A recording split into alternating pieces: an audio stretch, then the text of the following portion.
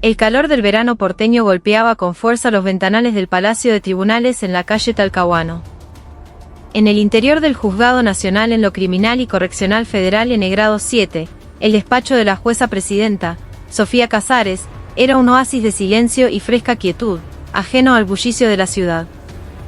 Sobre su imponente escritorio de roble, una montaña de expedientes esperaba su atención, y el aroma a café recién hecho se mezclaba con el olor venerable del papel y el cuero de los códigos y tratados que forraban las paredes. Sofía pasaba las páginas de un sumario con el mismo cuidado y solemnidad con que empuñaba su martillo. Cada frase, cada testimonio, tenía el poder de definir el destino de una vida, y ella trataba cada palabra con el peso y el respeto que merecía, como si fuera una extensión de su propia piel. En ese momento, su secretario privado entró con sigilo, depositando una pila de correspondencia sobre la mesa. La mayoría eran oficios judiciales, notificaciones y publicaciones legales. Sofía las revisaba con una mirada entrenada y metódica, hasta que sus dedos se detuvieron sobre un sobre de color rosa pálido. Con una caligrafía elegante y letras doradas en relieve, se leía: "Te invitamos a la reunión de la promoción 1994 del Colegio Santa Brígida. 30 años". Un número que creía haber enterrado en lo más profundo de su memoria ahora le oprimía el pecho con una fuerza inesperada. Sintió un temblor casi imperceptible en la punta de los dedos al abrir el sobre. Dentro, junto a una tarjeta de invitación de diseño ostentoso, había una lista con los nombres de las organizadoras del evento. Y entre esos nombres, inevitablemente, encontró el que tanto se había esforzado por olvidar: Martina Rizzo. Un nombre que era una cicatriz en su adolescencia. En un instante, el despacho se desvaneció y fue transportada 30 años atrás. La imagen de un conventillo en la boca, con sus paredes de chapa húmedas y el olor a humedad impregnándolo todo. Los gritos de su padre, un hombre ahogado en el alcohol y la frustración. La tos débil y persistente de su madre enferma. La pobreza era un grillete que envolvía el cuerpo menudo de la joven Sofía Casares. Cada mañana, al atar los cordones de sus zapatillas flecha gastadas, con las suelas a punto de desprenderse, sentía que se cargaba al hombro todo el peso del mundo. El colegio era otro campo de batalla. Un prestigioso instituto privado en el corazón de Recoleta al que había podido acceder gracias a una beca por excelencia académica que se sentía más como una condena que como un premio. Para el grupo liderado por Martina Rizzo, Sofía era la presa más fácil, el blanco perfecto. «Che, Casares, ¿viniste otra vez con la misma ropa de ayer?» «Claro, con el olor a frito que traes de tu casa, ni vale la pena lavarla. Es olor a pobre, ¿sabes?». Sus burlas eran cuchillos afilados que desollaban la poca autoestima que le quedaba a la joven Sofía. Los días que no tenía dinero para el almuerzo y se saltaba la comida, Martina hacía alarde de su vianda llena de manjares, riendo a carcajadas con sus amigas.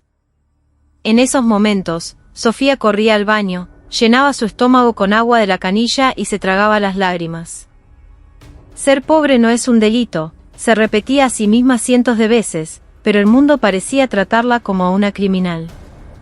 «Doctora, ¿se encuentra bien?». La voz de su prosecretario la trajo de vuelta a la realidad. Sofía forzó una sonrisa tenue, como si nada ocurriera, y deslizó la invitación en el cajón más profundo de su escritorio.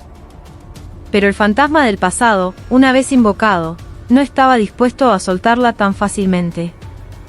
Esa noche, al salir del juzgado, condujo su auto sin rumbo fijo hasta la Costanera Sur. Contemplando cómo las luces de Puerto Madero se rompían en 1000 pedazos sobre la superficie oscura del Río de la Plata, recordó a la joven que había sido 30 años atrás. Una chica cuya única arma era una furia silenciosa y una determinación de acero. «Voy a triunfar. Voy a salir de esta miseria y voy a mirar desde arriba a todos los que me pisotearon». Esa promesa fue el motor que la impulsó a sobrevivir, a estudiar hasta el amanecer, a soportar humillaciones y a no rendirse jamás. Y finalmente, lo había logrado.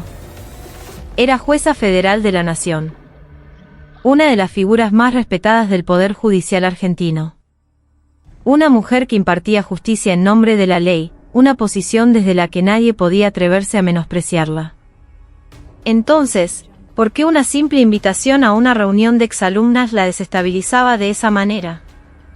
Ya no era la misma Sofía Casares. Pero esa carta rosa, encerrada en su cajón, actuaba como una caja de Pandora, liberando todos los recuerdos dolorosos que había mantenido bajo llave durante 3 décadas. En su moderno departamento en una torre de Puerto Madero, el silencio era casi absoluto. Su marido, Javier, un reconocido abogado corporativo, se encontraba de viaje por trabajo. El skyline de Buenos Aires se desplegaba como un tapiz de joyas a través de los ventanales. Sofía se deslizó bajo las sábanas de seda, pero el sueño se negaba a llegar. La invitación sobre la mesita de noche parecía brillar en la oscuridad, atrayendo su mirada. Al cerrar los ojos, los recuerdos se volvieron aún más vívidos. Era el día de la graduación. Mientras todas sus compañeras reían, se abrazaban y hacían planes para el futuro, Sofía estaba sola en un rincón del patio, mirando a la nada. No tenía nadie a quien pasarle su uniforme usado ni amigas con quienes sacarse una foto. Fue entonces cuando Martina y su séquito se acercaron. ¿Y vos, Casares? ¿Vas a ir a la facultad? Bueno, con mis notas yo podría entrar en cualquier privada, pero vos. ¿Tenés plata para la matrícula? La voz de Martina era como miel envenenada. Sofía apretó los puños, sin responder. No te preocupes. A la gente como vos el Estado les paga todo. Estudiás gracias a los impuestos que pagan nuestros padres. Deberías estar agradecida. Agradecida. Esa palabra se le clavó como una daga en el corazón. Rodeada de sus risas burlonas, Sofía sintió el impulso de arrugar su diploma y tirárselo a la cara. Desde ese día, el recuerdo del colegio se convirtió en una mancha que se juró borrar de su vida. Se levantó de la cama y fue a su escritorio. Las paredes estaban cubiertas de bibliotecas repletas de libros de derecho, testimonio silencioso del camino que había recorrido. Recordó los años de estudio en la UBA, viviendo en una pensión miserable en Valvanera. Se había mantenido con trabajos precarios, estudiando de noche, durmiendo apenas 4 horas. El hambre y el cansancio eran constantes, pero nunca pensó en abandonar. No podía permitírselo. No tenía un lugar al que regresar. Para ella, el éxito no era una opción, era una cuestión de supervivencia. Sacó de un estante un viejo portarretratos. Era una foto del día de su juramento como jueza. Llevaba puesto el único objeto de valor que le había quedado de su madre, un sencillo anillo de plata. La joven Sofía de la foto la miraba con una mezcla de desafío y miedo en los ojos. Era como si esa versión de sí misma le preguntara directamente, ¿realmente te has vuelto fuerte? ¿Podrás enfrentarlas ahora y mantenerte erguida? Ir a esa reunión significaba enfrentarse cara a cara con su pasado después de 30 años. Una parte de ella, un deseo casi infantil, ansiaba presentarse como la exitosa jueza federal Sofía Casares y restregarle su triunfo en la cara. Pero otra parte, la más vulnerable, temía volver a ser el objeto de sus miradas despectivas. ¿Habrían cambiado? ¿O seguirían juzgando a las personas por la marca de su ropa y el prestigio de su apellido? Sofía suspiró profundamente. Quizás esto no era una venganza contra ellas, sino una prueba para sí misma. Una oportunidad para comprobar si había superado por completo las heridas del pasado, si había adquirido esa fortaleza interior que no dependía de títulos ni de posesiones. Tomó una decisión. Iría. Iría para ver qué le habían dejado los últimos 30 años a ella. Y qué les habían dejado a ellas.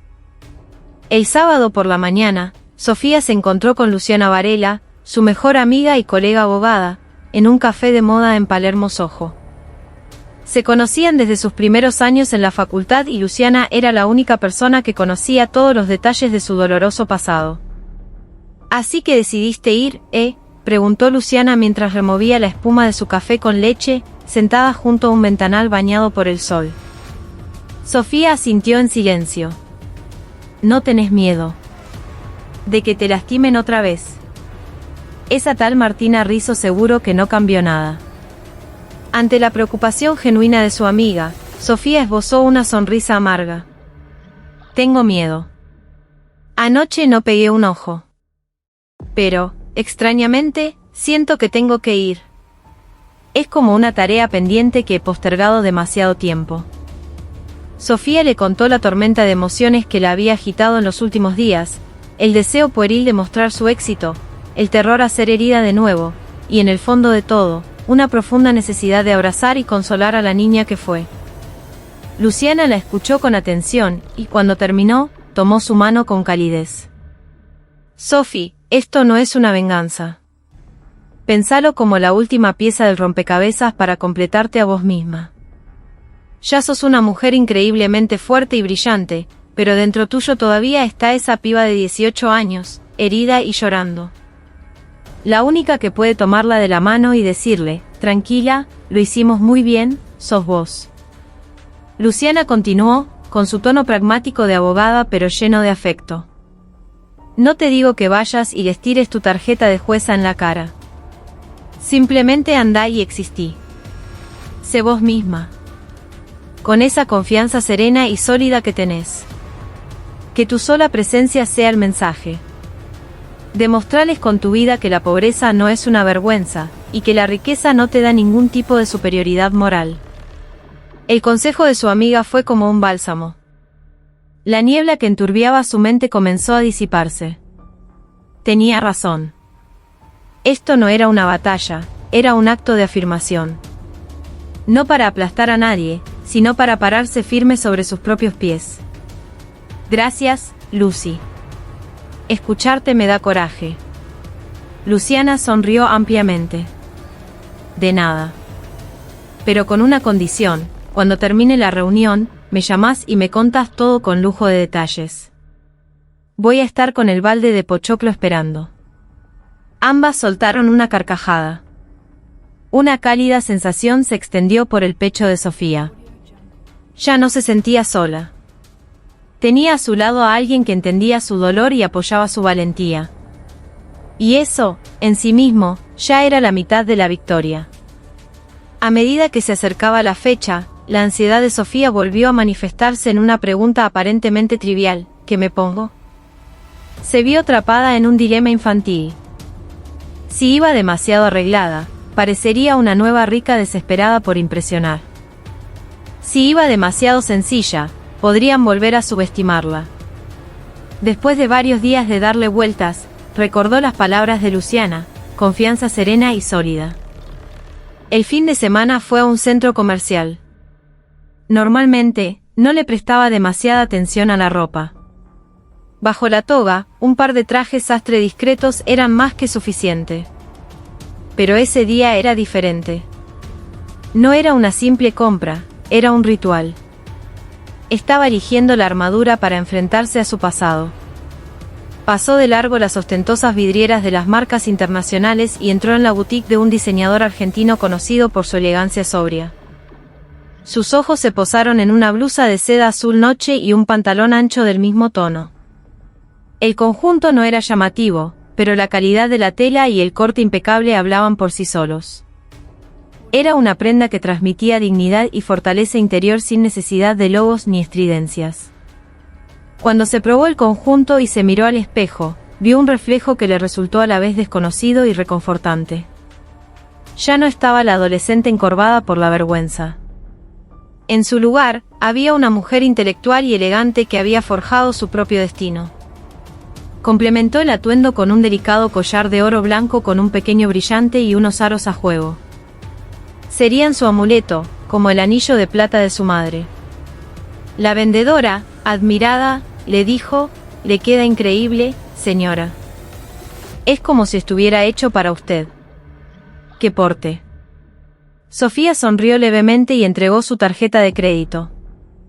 Una compra de varios cientos de miles de pesos ya no representaba un problema para ella.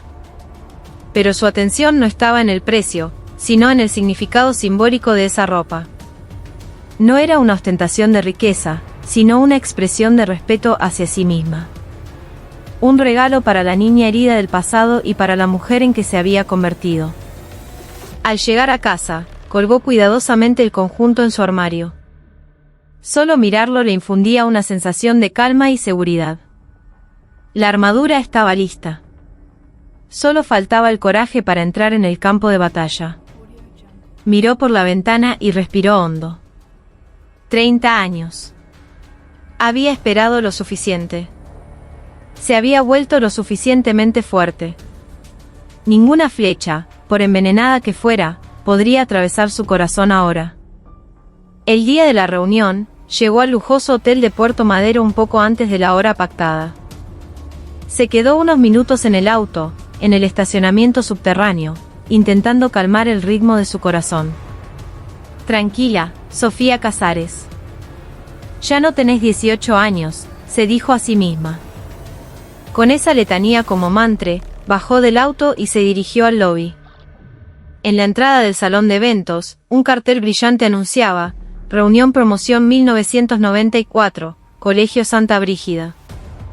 Recogió su tarjeta de identificación en la mesa de recepción y tras una breve vacilación, entró. Por un instante, sintió que había viajado 30 años en el tiempo. El murmullo constante, las risas agudas que estallaban aquí y allá, las miradas sutiles que se evaluaban mutuamente. Todo era extrañamente familiar. No te puedo creer. «¿Sos vos, Sofía?», exclamó alguien. Era una mujer cuyo rostro le resultaba vagamente conocido, una compañera con la que apenas había cruzado palabras en el colegio. «Estás igual». «Bueno, no, estás mucho más linda». «¿Qué es de tu vida?». Antes de que pudiera responder, otras se acercaron con la misma batería de preguntas. ¿Te casaste? ¿Tenés hijos? ¿Dónde vivís? Sofía sonrió con una amabilidad algo forzada, respondiendo de forma escueta. No tenía ganas de revelar su profesión. Dijo que trabajaba en una oficina, una respuesta deliberadamente vaga. El interés en ella se desvaneció tan rápido como había surgido.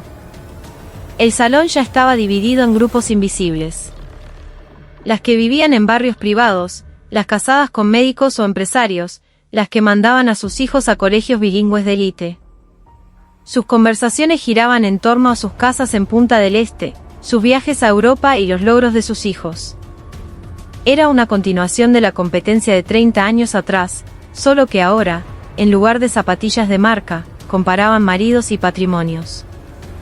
Sofía, sin encontrar un lugar en ninguno de esos círculos, tomó una copa de champán y se quedó de pie, observando la escena. Una conocida sensación de alienación comenzó a treparle por la espalda. Finalmente, encontró un lugar en una mesa y observó a su alrededor. Los rostros habían cambiado, pero en las voces, en los gestos, en las risas, aún se adivinaban las adolescentes de antaño. Algunas llevaban grabadas en la cara las marcas de una vida difícil, otras, gracias a costosos tratamientos estéticos, parecían haber hecho un pacto con el tiempo. «Mirá aquella, ¿no es Valeria?». En el colegio era un desastre y ahora se casó bien y vive de arriba, escuchó susurrar a su lado. «Y aquella, la de allá. Desde que el hijo entró en medicina, se la cree mil». Los cuchicheos volaban por el aire como dardos envenenados. Comprendió que, a pesar de las 3 décadas transcurridas, el hábito de juzgar y etiquetar la vida de los demás no había cambiado en absoluto. Un sentimiento de arrepentimiento comenzó a invadirla. Quizás no debería haber venido. Fue entonces cuando alguien le tocó suavemente el hombro. Al darse la vuelta, vio a Clara, la que había sido la delegada del curso. No era ostentosa como las demás, tenía un aire sereno y amable. «Sofía, ¿sos vos? Qué bueno que viniste. Dudé mucho en venir, ¿sabes?». Parecía genuinamente contenta de verla. «¿Te acordás? Una vez, en clase de literatura, yo leí un poema horrible que escribí y todos se rieron, pero vos me escribiste una notita diciendo que te había gustado». Un recuerdo que Sofía había olvidado por completo. Las palabras de Clara encendieron una pequeña chispa de calidez en su pecho. No todos la habían despreciado. Había habido voces amables, aunque silenciosas. Sí, me acuerdo. Gracias por eso, fue muy importante para mí. Conversaron un rato sobre trivialidades. Clara era ama de casa y en su rostro se reflejaba una vida tranquila y satisfecha. Esa breve charla fue un pequeño alivio para Sofía. Pero la paz duró poco. La puerta del salón se abrió de par en par y una figura entró, capturando todas las miradas. Con un ruido de tacones y pulseras, apareció Martina Rizzo. Vestida de pies a cabeza con las últimas novedades de las marcas de lujo, caminó por el salón como si estuviera en una pasarela, con un aire de superioridad. A su alrededor, como abejas a la miel, se arremolinaron las mismas chicas que formaban su séquito en el colegio. Marty, estás divina. No cambiaste nada, esa cartera es la nueva de Chanel, no. Una diosa. Martina saludaba con la mano, como una reina dirigiéndose a sus súbditos. Su voz, ahora como entonces, era estridente y dominante. Sofía se encogió instintivamente en su asiento. 30 años después, la presencia de Martina seguía siendo abrumadora. Martina recorrió el salón con la mirada, inspeccionando a sus excompañeras una por una. De repente, sus ojos se fijaron en Sofía, sentada en una mesa al fondo. Una sonrisa maliciosa se dibujó en sus labios. Como un depredador que ha localizado a su presa, caminó directamente hacia ella. Tac, tac, tac. El sonido de sus tacones de aguja resonaba en la cabeza de Sofía como martillazos. Quiso huir, pero era demasiado tarde. No había escapatoria. No lo puedo creer. Pero miren quién está acá. Sofía Casares, exclamó Martina con una sorpresa exagerada, deteniéndose frente a ella. Su mirada la recorrió de arriba abajo, con un descaro evaluador, como si estuviera tasando ganado. Milagro que apareciste. Estás distinta. Por lo menos ahora pareces una persona. Pareces una persona. Esas palabras cayeron como un bloque de hielo en el estómago de Sofía. Era el mismo tono, el mismo desprecio de siempre. Escuchó risitas ahogadas a su alrededor, el mismo eco de las burlas en los pasillos del colegio. En lugar de responder, Sofía simplemente la miró. Detrás del maquillaje recargado, vio las finas arrugas alrededor de sus ojos, una mirada cargada de una insaciable avidez. Esta mujer, pensó, no ha aprendido nada en 30 años. Gracias, lo tomaré como un cumplido. Vos seguís igual, respondió Sofía, esforzándose por mantener la calma. Sin embargo, notó un ligero temblor en su propia voz. La respuesta serena de Sofía pareció irritar a Martina, que frunció el ceño. ¿Igual? ¿Me estás comparando con vos? Yo me casé con un hombre importantísimo, vivo en un country en Pilar. ¿Y vos qué haces? ¿Todavía seguís viviendo en ese conventillo de la Boca? Conventillo. La palabra golpeó de nuevo una herida abierta. La crueldad de Martina, su necesidad de hurgar en el pasado para lastimar, era nauseabunda. Pero Sofía se contuvo. Perder los estribos era caer en su juego. No, ahora vivo en un lugar lindo. Gracias por preocuparte. La calma de Sofía la envalentonó aún más. Creyendo que la había intimidado, Martina arrastró una silla y se sentó a su lado. Era una señal ominosa, el ataque principal estaba a punto de comenzar. La cena avanzaba y el ambiente en el salón era festivo, pero en la mesa de Sofía la atmósfera era gélida. Martina, deliberadamente, monopolizaba la conversación, llevándola siempre a su tema favorito, su riqueza y el poder de su marido. Mi marido, Nacho, acaba de ascender a fiscal federal, ¿saben? Está con unos casos importantísimos. Le juro que el país se mueve al ritmo de lo que él decide. Agitaba su copa de vino, rebosante de arrogancia. Las demás asentían con admiración. ¡Qué genia, Marty! ¡Qué importante!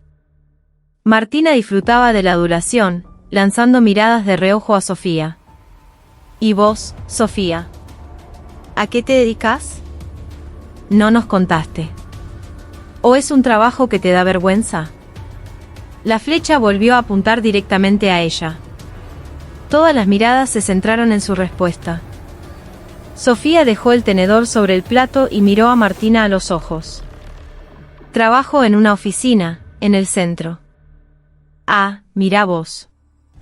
Bueno, me imagino que alguien tan luchadora como vos se las arregla para ganarse el pan. Escúchame, si alguna vez tenés algún problema legal o algo, llámame. Le digo a Nacho que te dé una mano. Tener una amiga con un marido fiscal es un seguro de vida, ¿no, chicas? Martina la humillaba abiertamente, usándola para reafirmar su propio estatus. Para ella, Sofía seguía siendo la misma chica pobre e indefensa, un mero instrumento para su vanidad. Interpretando el silencio de Sofía como una derrota, se volvió aún más insolente, criticando incluso su ropa. Che, Sophie, ¿y esa ropa de dónde es? No es de marca, ¿no?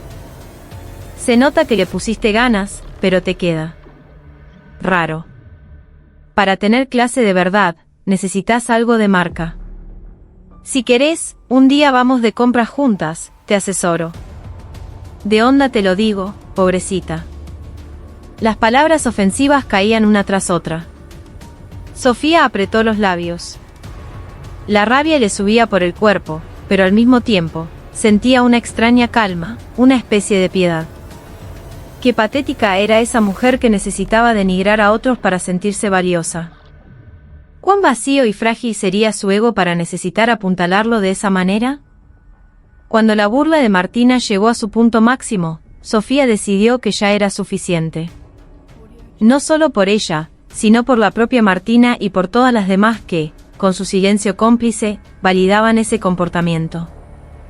Se limpió los labios con la servilleta, enderezó la espalda, y con una voz baja pero firme, habló. Martina. Su voz no tembló. La repentina intervención de Sofía silenció la mesa. Tenés razón. En el colegio era muy pobre. Usaba la misma ropa todos los días y a veces almorzaba agua de la canilla. Y me daba una vergüenza terrible, quería que me tragara la tierra. Sofía admitió su pasado con una honestidad brutal. Martina, desconcertada por un momento, recuperó su sonrisa burlona. ¿Y ahora qué? Vas de víctima para dar lástima. No, dijo Sofía, negando con la cabeza. Déjame terminar. La pobreza fue dolorosa, pero no era mi culpa. Yo no elegí nacer ahí. Así como vos tampoco hiciste nada para nacer en una familia rica. Eran simplemente nuestros puntos de partida. La voz de Sofía se volvía cada vez más sólida. Todo el salón parecía haberse callado para escuchar. Lo que de verdad importa es qué camino recorrió cada una desde ese punto. Vos, hace 30 años y ahora, seguís usando lo que tenés para juzgar y humillar a los demás. Yo no elegí ese camino. Yo luché para hacerme responsable de mi propia vida. Y para ayudar a que la gente como yo no sufra injusticias. La mirada de Sofía, firme y clara, se clavó en Martina. Frente a esos ojos, la ropa de marca y la actitud arrogante de Martina parecían desmoronarse, dejando al descubierto su vacuidad. Lo que tenés, tu dinero, tu marido. Está muy bien. Pero eso no te da derecho a insultar a nadie. La verdadera fortaleza no viene del dinero o de un cargo. Viene de la capacidad de mantener la dignidad y respetar a los demás en cualquier circunstancia. Cuando Sofía terminó de hablar, un pesado silencio cayó sobre la mesa. Nadie se atrevió a decir nada.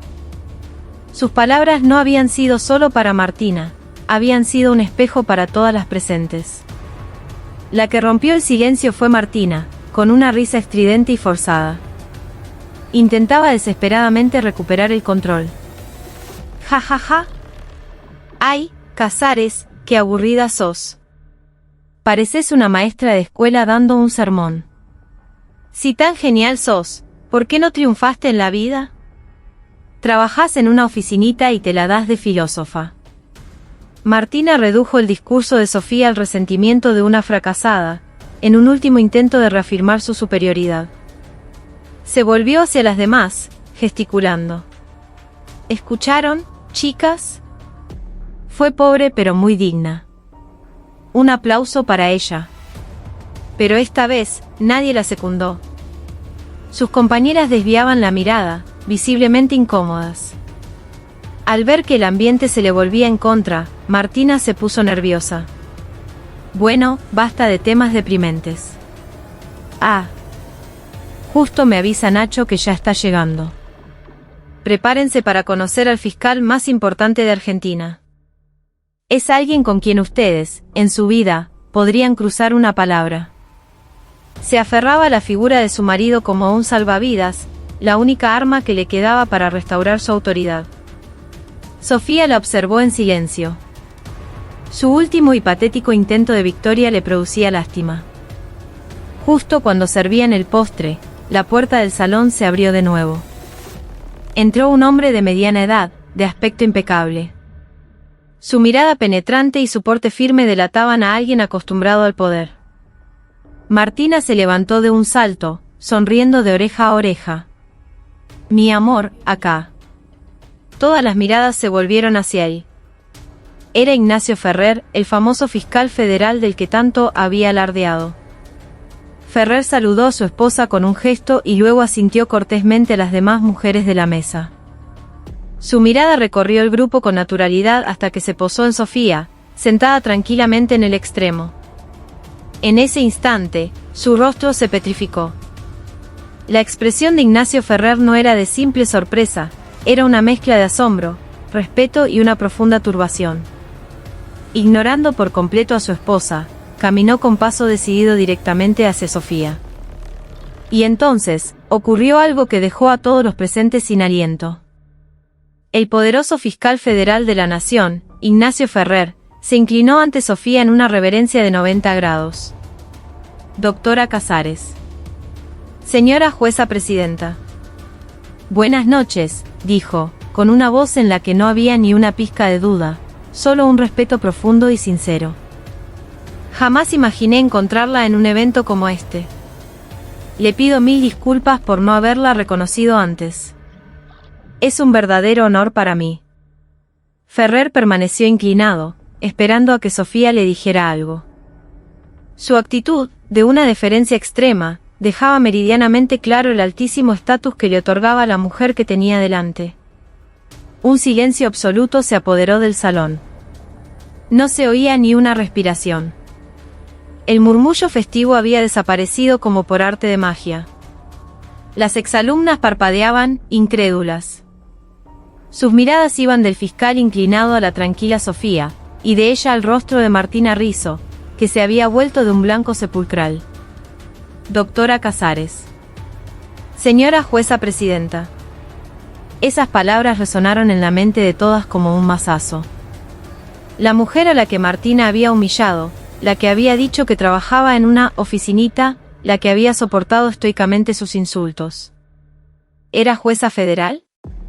La más afectada, por supuesto, era Martina. Miraba a su marido y a Sofía, boquiabierta, incapaz de articular palabra. Su rostro, sin una gota de sangre, parecía el de un fantasma. Cada una de sus burlas, cada palabra despectiva, se le clavaba ahora en el pecho como un puñal. El arma más poderosa que creía tener, su marido fiscal, se había convertido en el verdugo de su propio orgullo. Levántese, por favor, fiscal. Yo también estoy sorprendida, dijo Sofía con calma, indicándole a Ferrer que se incorporara. En ese momento, el tiempo pareció reanudarse. Y con él, la actitud de las demás compañeras cambió en 180 grados. Las mismas que la habían ignorado o que se habían reído de las burlas de Martina, ahora se arremolinaban a su alrededor. Sophie, querida. ¿Cómo no nos dijiste que eras jueza? Una jueza presidenta. ¡Qué orgullo para nuestra promoción! Doctora, discúlpeme si antes fui descortés, no sabía quién era usted. Sus voces destilaban una adulación pegajosa y servil.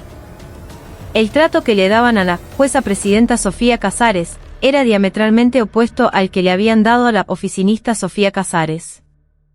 Sofía las miró en silencio, sintiendo una profunda náusea ante tanta hipocresía, pero no lo demostró. Era, simplemente, la naturaleza humana en su estado más puro. Ignacio Ferrer, ajeno a la tensión que se había vivido minutos antes, continuó con sus elogios. Mi amor, ¿sabes quién es tu amiga? La doctora Casares no es cualquier jueza. Es una de las juristas más respetadas de todo el país.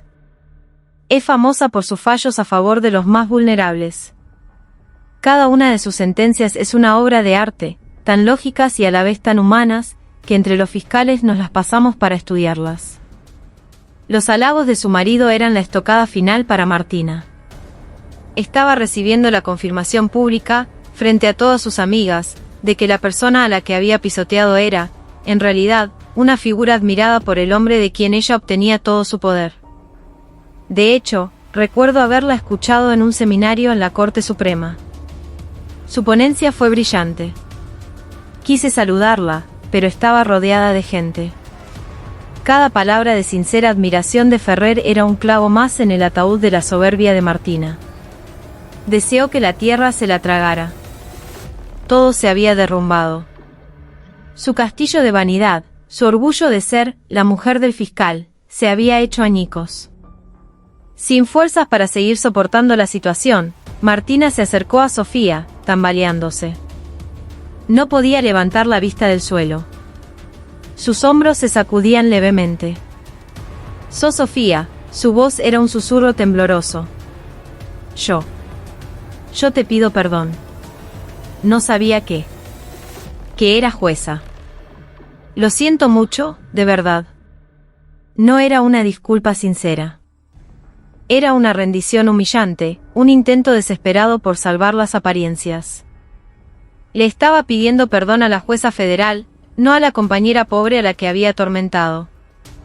Sofía la miró desde arriba, pero no con arrogancia, sino con una profunda y amarga compasión. Qué final tan patético para la reina del colegio.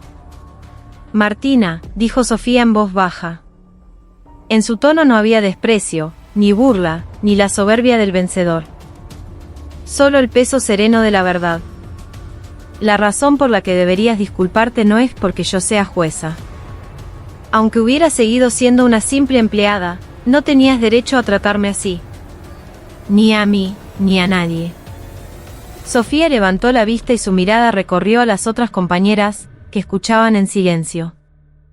El valor de una persona no lo determina su trabajo o su cuenta bancaria. Lo determina cómo vive su vida y cómo trata a los demás. La verdadera fortaleza no consiste en demostrar que estás por encima de otros. Consiste en no perder nunca la dignidad como ser humano. Sus palabras resonaron en el salón como el tañido de una campana.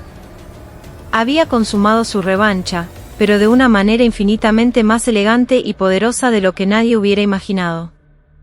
Como si nada hubiera pasado, Sofía volvió a su asiento y terminó su postre. Luego, se levantó con calma y se despidió de las organizadoras. La pasé muy bien. Me tengo que ir. Ignacio Ferrer se apresuró a su lado. Doctora, permítame que la acompañe. Como si escoltara a una dignataria, la acompañó hasta la salida, sosteniendo la puerta abierta hasta que ella se fue.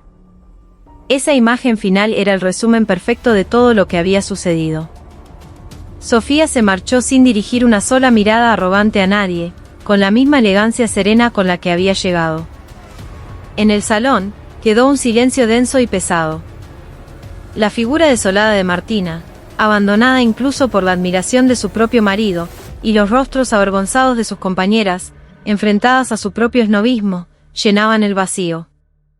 La reunión de los 30 años había terminado, convertida en una cruel tragicomedia. De vuelta a casa, conduciendo por la autopista iluminada, Sofía sintió una inmensa ligereza. No era la euforia de la venganza, sino una sensación de paz, de haberse liberado finalmente de una carga que la había oprimido durante décadas. El mayor triunfo de esa noche no había sido la humillación de Martina ni la adulación de las demás. había sido la confirmación de su propia fortaleza interior. El coraje para controlar su ira y expresar sus convicciones, la entereza para mantener la dignidad incluso después de que su estatus fuera revelado. Esa era la verdadera fuerza que los años le habían regalado. Comprendió que la victoria real no es aplastar a otros, sino abrazar con ternura a tu yo del pasado, aceptar con orgullo a tu yo del presente y tratar a los demás sin prejuicios. Las luces de Buenos Aires, a través del parabrisas, le parecieron más hermosas que nunca. Como una flor que, tras soportar un invierno crudo y largo, finalmente se abre en todo su esplendor, en el corazón de Sofía florecía una nueva y hermosa sensación. Se llamaba autoestima. El respeto y el amor por sí misma. Con eso, estaba segura, ninguna tormenta futura podría volver a doblegarla. Una sonrisa serena